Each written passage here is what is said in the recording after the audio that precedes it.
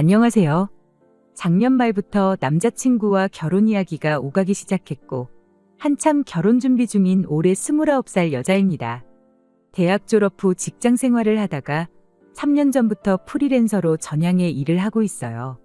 처음에는 이런저런 시행착오에 내가 옳은 결정을 내린 건가 자신을 의심하던 때도 있었지만, 지금은 다행히 어느 정도 자리가 잡혔네요.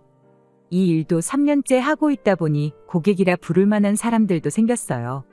고정 수입이라 부를 만한 정도는 아니지만 그래도 매달 어느 정도는 안정적으로 들어오는 수입도 생기게 되었죠. 직업 특성상 수입이 들쑥날쑥한 편이긴 하지만 벌이가 나쁘냐고 물으신다면 그렇지만도 않다고 대답할 수 있습니다. 다 제가 하기 나름이라 생각하거든요. 아무리 회사가 안정적이라고들 하지만 요즘 같은 불경기에 평생 직장이 어디 있겠나요? 당장 제가 다니던 회사에서 알고 지내던 사람들도 요즘 회사 실적이 안 좋아서 정리해고 당하면 어떡하냐고 벌벌 떨고 있는데, 자칫하다간 생각지도 못한 나이에 직장을 잃을 수도 있는 요즘 시대에 차라리 지금부터라도 고객들과 끈끈한 신뢰관계를 쌓고 있는 제가 더 나은가 싶을 때도 있고, 회사 뛰쳐나와 창업한 게 후회가 되지도 않아요. 고정 수입은 150 정도로 얼마 되지는 않는 편입니다. 하지만 제가 일욕심 좀 부리면 벌이가 좀 되는 편이죠. 안 그래도 결혼 이야기 나오고 나서 결혼 비용이나 좀 더 모아볼까 싶어 지지난달에 조금 열심히 했더니 한 500 정도 벌었더라고요. 도와주는 사람 하나 없으니 몸이 고되긴 하지만 벌면 또 엄청 버는구나 싶기도 한 게 제 직업입니다. 남자친구도 딱히 회사를 다니고 하는 게 아니에요. 인터넷 방송을 하는데 그게 직업이라면 직업이라 볼 수 있겠죠. 처음엔 결혼할 생각으로 시작한 연애다 보니 몰랐는데 보니까 그쪽 방면에선 또 나름 인기가 있기는 한가 보더라고요. 작년 초부터 해서 다른 인터넷 방송하는 분들이 남자친구랑 같이 합방 요청도 오고 그랬던 걸 보니 말이에요. 남자친구 벌이에 대해서는 결혼 이야기가 나오고 나서 그때 처음 알았어요. 그때까지만 해도 저는 인터넷 방송이라는 게 돈이 그렇게 되는 건지 몰랐습니다. 웬만한 직장인은 부럽다고 할 만큼 생각보다 짭짤했거든요. 물론 그 일을 몇 살까지 할 수 있겠냐 물으시면 뭐라 할 말이 없고 한순간에 망해버릴 수도 있는 게 그쪽 업계라지만 저 역시 프리랜서로 일을 하고 있는 상황에 그걸 가지고 남자친구한테 안정적인 직장을 구하라는 건 말도 안 된다는 생각이었어요. 남자친구는 방송이 망해도 괜찮다고 이 일을 시작하기 전에 배워놓은 기술이 있어서 여차하면 그 일을 하면 되는 거고, 그마저도 안 된다 한들 내가 너와 나 못 먹여 살리겠냐며 무슨 일이라도 할 수 있다는 자신감을 보여주었죠. 그렇게 결혼도 결심하게 되었던 겁니다. 저나 남자친구나 하는 일이 일이다 보니 서로 사는 집을 사무실처럼 쓰면서 살고 있었어요. 그만큼 일하는 데 있어서 장소에 제약을 받는 편은 아니거든요. 그것 때문에 그랬나 남자친구가 결혼해서 신혼집을 구한다면 아파트도 좋지만 어디 공기 좋은 곳에 전원주택을 구해서 살면 어떻겠느냐 물어왔었습니다. 둘이 사람 많은데도 별로 좋아하는 편도 아니고 특히 남자친구가 자기 하는 일 특성상 아무리 집에 방음벽을 설치하고 해도 자기가 내는 소음 때문에 공동주택에서는 미원이 많이 들어온다고도 하면서요. 일하는데 제약도 없고 공기도 좋고 사람 많은 데보다 조용한 곳을 선호하는 게 또 두 사람 공통점이었던 만큼 전원주택은 저희에게 있어서 꽤나 좋은 선택지나 마찬가지였습니다. 그런데 그 집을 알아보는 과정에서 일이 터지고 말았어요. 남자친구한테 아래로 동생이 한 명 있거든요. 저한테는 시누이가 될 사람이죠. 손아래 시누긴 하지만 저랑은 동갑내기 친구입니다. 연애한 지가 좀 되었다 보니 이미 진작부터 몇 번 만났고 알고 지낸 사이였어요. 그때 당시에는 결혼 생각도 없었다 보니 그냥 친구 하면서 지냈었죠. 서로 연락처도 알고 있었고 결혼 이야기 나오기 전에는 이따금씩 연락도 주고받으며 밖에서도 몇 번 만난 사이기도 했어요. 이 예비 신우가 만나던 남자친구랑 안 좋게 헤어지면서 살기 싫으니 어쩌니 하면서 핸드폰 번호도 바꿔버리고 잠수를 탄 적이 있었는데 그때부터 연락이 뜸해져서 이후로는 만나지도 못하고 연락도 없이 지냈었습니다. 남자친구랑 여동생이 사이가 좋냐고 물은다면 그냥 평범한 사이라고 대답할 수 있겠네요. 왜 남매들 있는 집 보면 대충 비슷비슷하잖아요. 저게 사이가 좋은 건지 나쁜 건지. 한참 때는 제가 있는 자리에서 서로 육두문자 섞어가면서 욕하는 꼴도 보고 그랬어요.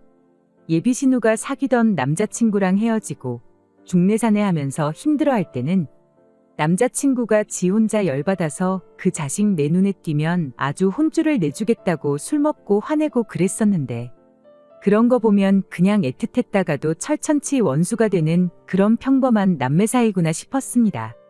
저도 위로 오빠가 있으니 그런 사이가 무슨 사이인지는 충분히 공감이 갔어요. 남매 있는 집은 다 똑같구나 싶었죠. 아무튼 이렇게 저희가 결혼 준비를 막 시작한 상황에 전혀 생각도 못한 소식을 듣게 되었습니다. 바로 저희 결혼하고 얼마 지나지 않아서 예비신우도 결혼식을 올릴 수도 있다는 소리였어요. 그때 남자친구랑 헤어지고 나서 연락 없이 지냈다 보니 새로 연애를 시작했는지 그런 것도 전혀 모르는 상황이었는데 알고 보니 제 남자친구랑 같이 인터넷 방송 합방하고 그랬다는 사람하고 만나고 있었던 겁니다. 그리고 그때 또 알게 된 사실이 하나 있는데 그 사람이 남자친구랑 대학 시절부터 친하게 지냈던 사이였다는 사실이었습니다. 괜히 합방을 하고 그런 게 아니라 둘이 인연이 있다 보니 그렇게 같이 방송을 하고 그랬던 거죠. 그리고 그 예비신우와 결혼한다는 그 남자는 사실 옛날부터 예비신우한테 관심이 있었던 거고 방송으로 재회를 하게 되면서 둘이 결혼 이야기까지 나온 그런 사이가 돼버린 겁니다. 거기까지야 사실 제가 신경 쓸 것도 없는 이야기였어요. 남자친구는 그저 친구랑 사돈지간이 된다는 게 신기하기도 하고 어떻게 보면 참 좋기도 하다고 하대요. 심지어 둘이 같은 일을 하고 있으니 더더욱이 말이에요. 저도 그게 뭐 문제나 되겠나 싶었는데 이렇게 사연을 보내는 지경까지 오게 돼버렸네요. 신혼집을 알아보기 시작하니 이것도 참 무시 못할 일이다 싶었어요.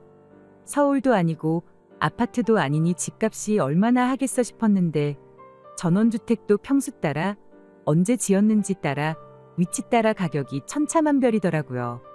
게다가 공기 좋을 것만 생각할 게 아니라 주변에 마트라든지 그런 편의시설에 대한 접근성 같은 것도 고려해야 했다 보니 오히려 매물을 고르는데도 어려움이 따랐습니다. 그래도 개중에 몇 개는 이 집 정도면 괜찮지 않나 싶은 집이 몇 개나 있었는데 제 마음에 드는 집이면 집마다 남자친구는 별로라고 하면서 퇴짜를 놓기 시작했습니다. 어떤 집은 방이 너무 붙어 있다, 집이 좀 작은 것 같다 하는 식으로 집 크기에 대해 불만을 늘어놓더니 막상 넓은 집은 방이 4칸이나 되는데 화장실이 1개밖에 없는 게 말이나 되느냐 하면서 정말 말 그대로 제가 골라오는 집이면 집마다 다 싫다고 하는 거예요. 제 입장에선 이해가 가지 않았죠. 어차피 둘이서 살 집이고 훗날 아이가 생겨서 학교 들어갈 나이가 되면 당연히 아이 생각해서 다시 애들 교육이 괜찮은 곳으로 이사를 가게 될 텐데 당장 편의시설 접근성 좋고 그런 걸 찾아야지 방이 몇 개고 화장실이 몇 개고 그런 게 중요한 게 아니라고 생각했거든요. 그런데 왜 자꾸 저런 데 집착을 하는가 했더니 이유가 따로 있었던 겁니다. 사실 결혼 준비 시작한 지 얼마 되지도 않은 상황이었다 보니 여태까지 정말 남자친구가 그런 계획을 가지고 있었을 거라는 건 상상도 못하고 있었어요. 남자친구가 딱 좋은 집을 찾았다며 저한테 인터넷으로 링크 하나를 보내주대요. 사진상으로 보면 넓어 보이긴 했는데 평수 써져 있는 거 보면 그동안 제가 찾은 집이랑 별반 다를 것도 없었어요. 오히려 복층 구조다 보니 냉난방비 같은 거 생각해보면 단점도 너무 명확한 집이었지요. 게다가 위치도 안 좋았어요. 마트는커녕 가장 가까운 편의점이 차로 10분은 내려가야 나오는 구석진 위치에 있는 집이었습니다. 그런데 남자친구는 무조건 그 집으로 해야 한다며 어깃장을 부리기 시작했어요. 어차피 반반 결혼하는데 한 사람 마음에 드는 집보다 서로 반발자국씩 양보하더라도 둘 다 마음에 드는 집을 구하자고 했던 말이 무색하게 무조건 이 집이 아니면 안 된다는 식으로 막무가내였죠. 왜 그런가 했더니 그러는 데에는 다 이유가 있었습니다. 난데없이 동생네 결혼하면 그 집에서 두 가족이 한 집에 같이 살자는 소리를 꺼내더군요. 자기가 왜 2층 집으로 골랐는지 이유도 설명해 주대요. 생활이 분리되려면 독립된 공간이 필요하다고, 그래서 2층 집이 훨씬 유리하다는 거예요. 왜 화장실 하나짜리 집이 싫다 했는지, 방이 붙어 있는 구조라 싫다 했는지 이유를 알겠더군요. 보여준 집이 복층이지 2층 집이 아닌 거 모르냐고 따졌더니 방 구조 못 봤냐고. 1층에 제일 큰 방이 하나 있지 않았냐고. 화장실도 1층에 하나, 2층에 하나 있으니 이보다 더 완벽한 집이 세상 또 어디 있겠냐며 이유 불문하고 신혼집은 무조건 이 집으로 해야겠다네요. 2층에 방이 3개 몰려 있는데 그럼 동생네는 방을 3개나 쓰고 우리는 방 1개만 쓰는 게 말이나 되냐 했더니 방 1개는 동생네가 쓰게 만들고 남은 방 2개는 자기가, 하나는 자기 친구가 인터넷 방송하는 공간으로 꾸밀 계획이랍니다. 그것도 어이가 없었죠. 나는 어디서 일하냐고 했더니 우리가 쓸 방이 제일 넓다고 하지 않았냐고. 그 방에 책상 하나 놓고 하면 되지 않겠냐대요. 그냥 적당해 보이는 집을 인터넷에서 찾아 저한테 보여준 건 줄 알았는데 남자친구가 말하는 걸 듣자 하니 이미 예비 신혼애랑은 말이 다 끝난 상황인 것처럼 보였어요. 그래서 동생네는 같이 사는 걸 좋다고 하느냐 떠보듯 물어봤더니 제 생각이 맞더군요. 전원주택 집값이 좀 비싸면 어떠냐고. 4명이 모아서 살 텐데. 관리비가 많이 나오면 또 어떠냐고. 4명이 벌어서 내게 될 텐데 하고는 금전적으로도 무조건 이득인 거 모르겠냐 하대요. 어차피 예비신우랑 둘이 친구 먹고 지내던 사이 아니냐고. 나도 친구가 내 매제가 될 줄은 몰랐다며. 친구끼리 사는데 다툴 일이 뭐가 있겠냐. 지금은 이상하게 들릴지라도 막상 살고 보면 후회할 일 없을 거다 하면서 뜬구름 잡는 소리를 쏟아내기 시작하는 거예요. 몇 번을 싫다고 대답했지만 살아보면 마음이 달라질 거라는 대답밖에 못하는 인간한테 말을 더 꺼내봐야 무슨 소용이 있겠나요. 하도 어이가 없어서 그냥 이야기 안 끝내고 집으로 돌아가 버린 뒤 그 뒤로 한동안 오는 연락도 다 무시하고 있었어요. 그리고 며칠이 지난 얼마 전 남자친구가 할 말이 있으니 연락 좀 받으라고 사정사정을 하길래 이제야 마음 바꾸고 사과를 하는 줄 알았는데 그것마저 저희 착각에 불과했습니다. 어디서 방이 6개나 되는 더 크고 더 비싼 집을 찾아와서는 너도 사무실 하나 만들어줄 테니 이제 마음 좀 바꿔달라 설득을 하기 시작하네요. 듣다 제가 이젠 더는 안 되겠다 싶어서 누가 사무실 생기면 같이 살겠다 했냐고. 그렇게 동생네랑 같이 살고 싶으면 너나 실컷 살아라 한마디 해줬습니다. 그랬더니 남자친구가 뭘 그렇게 깐깐하게 구냐고. 한 지붕 아래 산다고 생각하지 말고 아파트 같은 단지에 집 구해서 산다고 생각하면 어떻겠냐고 되묻더라고요. 우린 1층, 쟤네는 2층. 이렇게 말이에요. 혹시 아냐고. 이렇게 친구 같은 남매 부부가 한 집에 사는 걸 유튜브로 찍어서 올리면 인터넷 방송이 아니라 공중파 방송도 탈 수 있고 그렇게 되면 그냥 인생 대역전이나 마찬가지라고. 이게 기회인 것 마냥 말을 하고 있는데 그걸 말이라고 하고 있는 걸 보니 어이가 다 없었습니다. 암만 싫다고 말해도 남자친구는 기어이 예비신우랑 지 친구랑 한 집에 살아야겠다고 끝까지 고집을 부리대요. 결국 그렇게 전화 끊어버리고 이렇게 사연 보내는 지금까지 또 연락을 안 하고 지내고 있어요. 싫다는데도 뭐 이렇게 억지를 부려대는지, 꼭 싫다는 사람 억지로 마음 돌려서까지 결혼을 하려는지 모르겠네요. 그냥 신세한탄이라도 해보려고 이렇게 사연을 보내봤습니다. 결혼을 고민하는 제가 정말 이상한 건가요? 안녕하세요. 동생 부부랑 한 집에 같이 살자는 예비신랑 때문에 사연을 보냈던 쓰니입니다. 결국 파혼을 하게 되었네요. 문득 사연 보냈던 게 생각나서 이렇게 늦게나마 저의 이야기를 다시 적어보내게 되었습니다. 같이 살자는 것도 충분히 파혼 사유가 되고도 남았는데 그거 말고도 더한 게 하나가 더 저를 기다리고 있었어요. 그 사실까지 알고 나니 뭘 어떻게든 남자친구를 뜯어말려 생각을 고쳐먹게 하는 것보다 제가 결혼을 포기하는 게 낫겠다 싶더라고요. 그게 뭐였냐 하면 결혼식 이야기였어요. 남자친구 집에서 두 남매가 결혼할 때 둘 다 똑같이 해주기도 모한 상황이었던 거죠. 돈이 애매하게 있었다 보니 누구는 더 주고 누구는 덜 주고 했다간 남매 간의 우애가 갈라지지는 않을까 그게 걱정이었답니다. 말인즉슨 애초에 한 집에 같이 살라는 것도 남자친구 부모님 입에서 먼저 나온 이야기였던 거예요.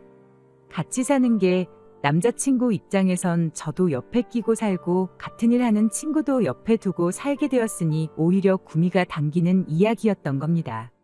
그런데 한 집에 같이 사는 것뿐만 아니라 한 해에 두 자식을 동시에 결혼시키는 것도 하객들한테 못할 짓이라며 어차피 한 집에 같이 살 건데 결혼식을 누가 먼저 하고 누가 늦게 하는 게 뭐가 중요하겠냐고. 결혼식도 이왕 하는 김에 동시에 올리라고 했다는 거예요. 일부는 저희가, 이부는 예비 신우네가 하는 식으로 나눠서 하든 두 신랑 신부가 동시에 입장을 하든 그거는 저희끼리 알아서 정하라고 했던 거죠.